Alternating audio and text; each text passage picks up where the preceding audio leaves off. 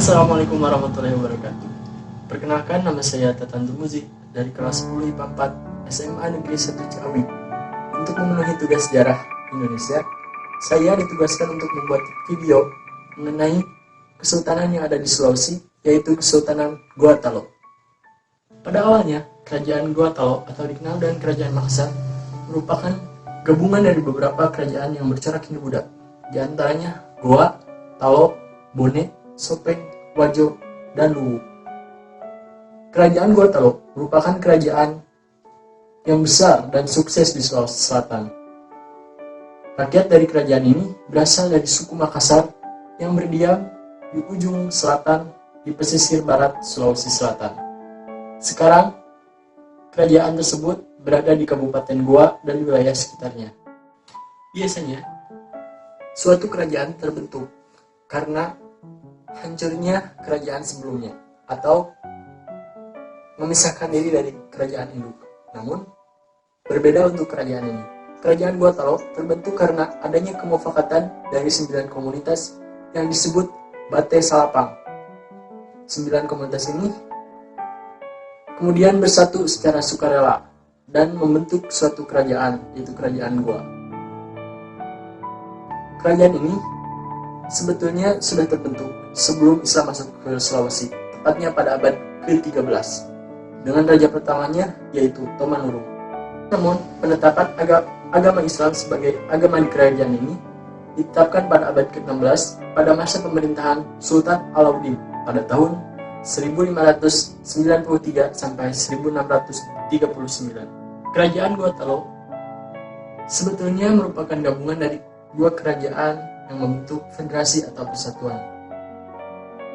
Kerajaan Goa menguasai daerah dataran tinggi, sementara Kerajaan Talo menguasai daerah pesisir.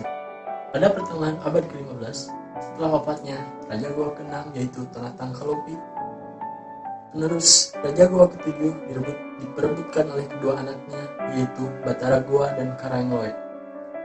Dan pada akhirnya Raja Goa ke-7 dimenangkan oleh Batara Goa. Menurut kronik Talo, adiknya Karangloe pergi mengungsi ke Jawa atau lebih tepatnya ke pesisir Kalimantan dan Sulawesi. Sepulang dari pelarian, Karangloe menemukan bahwa masih banyak yang mendukungnya. Ia dan para pengikutnya pergi ke Sungai Talo, membabar hutan di sana dan membentuk kerajaan. Akhirnya dia menjadi raja pertama Kerajaan Talo.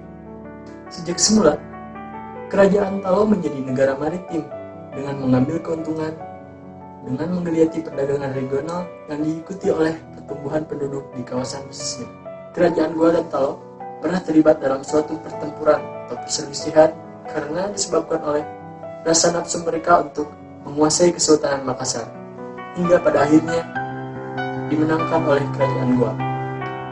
Dalam buku dijelaskan bahwa sang ayah, yaitu Raja Goa ke-6, telah mempersiapkan negara masing-masing, tetapi apa yang diharapkan oleh ayahnya tidak terjadi dan mereka berselisih. Pada masa pemerintahan Raja Goa yang ke-10, Tony Palangga, dan Raja Talo yang ke-4, Daeng Padulu, keduanya membentuk kesepakatan yang bernama Dua Karaeng Sareata atau Dua Raja Satu Rakyat, yang mana setelah kesepakatan tersebut Raja Goa ditetapkan sebagai raja tertinggi, sedangkan Raja Talo sebagai Perdana Menterinya. Setelah kejadian tersebut, Kerajaan Talo selalu terlibat dan mendukung ekspansi Kerajaan Goa di Sulawesi Selatan dan sekitarnya. Pada tahun 1605, Raja Goa yang ke-14 yaitu Daeng Pangrabia dan Raja Talo yang ke-6 yaitu Karaeng Matuaya masuk Islam. Mereka mengundang guru agama dari Minangkabau, Aceh. Kemudian datanglah 3 mubalik yang dikenal dengan Datuk Talo, yaitu Datori Bandang atau Abdullah Makmur alias Khatib Tunggal, Datori Patimang atau Sulaiman alias Khatib Sulung, dan Dato Ritiro atau Abdul Jawan alias Khatib Bungsu. Ketiganya berperan penting dalam menyebarkan agama Islam di Sulawesi Selatan. Sultan Alauddin kemudian mengeluarkan dekret pada tanggal 9 November 1607 di hadapan para jemaah sholat Jumat bahwa kerajaan Goa merupakan kerajaan Islam dan merupakan pusat Islamisasi di Sulawesi Selatan, dan Islam merupakan agama kerajaan dan masyarakat. Untuk merealisasikan hal tersebut, Sultan Alauddin kemudian mengirim utusan ke kerajaan-kerajaan tetangga dan membawa hadiah untuk para raja. Kerajaan yang menyambut baik ajakan tersebut diantaranya Sawito, Balanipa, Bantaeng, dan Salayan. Selain dengan cara damai, proses Islamisasi juga dilakukan dengan peperangan. Kerajaan Bugis, yaitu Kerajaan Sopeng, Wajo, dan Bone, melakukan penolakan terhadap ajakan tersebut. Kemudian pecahlah perang antara Kerajaan Gorontalo dengan Kerajaan Bugis yang terdiri dari Sopeng, Wajo, dan Bone. Menurut Lontara Bugis, perang tersebut disebut dengan Musuh Saleng atau Perang Pengislaman, yang oleh antropolog Prancis disebut dengan Islamic War. Perang tersebut menguntungkan proses Islamisasi dengan Islamnya raja-raja. Goa menaklukkan Kerajaan Sopeng pada tahun 1609, Kerajaan Wajo pada tahun 1610, dan Kerajaan Bone pada tahun 1611. Dengan Islamnya Kerajaan Bone, agama Islam menyebar hampir di seluruh Sulawesi Selatan kecuali Tanah Toraja. Dengan demikian, proses Islamisasi antara 1605 sampai 1611 merupakan proses Islamisasi besar-besaran. Setelah itu, proses Islamisasi dilakukan di struktur kerajaan dan kehidupan masyarakat. Bagi penganut agama Islam, Kesultanan Gorontalo dimusuhi oleh himpunan pedagang Belanda, yaitu VOC. Mereka ingin menguasai perdagangan di wilayah tersebut. Sampai wafatnya pada tahun 1639, Sultan Alauddin tidak pernah mau menerima kapal Belanda berlabuh di pelabuhan Gorontalo. Setelah beliau wafat, kepemimpinan diturunkan kepada anaknya, yaitu Sultan Muhammad Said. Sama dengan ayahnya, dia juga tidak pernah mau menerima kapal Belanda berlabuh di pelabuhan Gorontalo, karena menurutnya Belanda sangat licik dan memaksa. Setelah Sultan Muhammad Said wafat, kepemimpinan diteruskan oleh anaknya, yaitu Sultan Muhammad Said. Di tangannya, Kesultanan Gorontalo mencapai kejayaannya. Perluasan secara besar-besaran dan kehidupan ekonomi pun meningkat. Perkembangan Makassar membuat VOC sangat tersaingi. Akhirnya, VOC menyerang Makassar dengan membantu Arupalaka dari Kesultanan Bone yang telah lama bermusuhan dengan Makassar. Akibatnya, Benteng Borombong dan ibu kota Sombaupu jatuh ke tangan musuh. Sultan Hasanuddin ditangkap dan dipaksa untuk membuat perjanjian, yaitu Perjanjian Bongaya. Isi Perjanjian Bongaya yaitu VOC memiliki hak monopoli di Makassar. VOC diizinkan untuk mendirikan benteng di Makassar. Makassar harus melepaskan jajahannya seperti Bone. Orang asing yang berada di Makassar diusir kecuali VOC. Makassar memperkecil wilayahnya menjadi Goa saja. Makassar harus membayar semua utang perang dan mengakui Arupalaka sebagai Raja Bone. Akibat kekalahannya, Makassar tidak lagi menguasai pelayaran dan perdagangan di wilayah tersebut.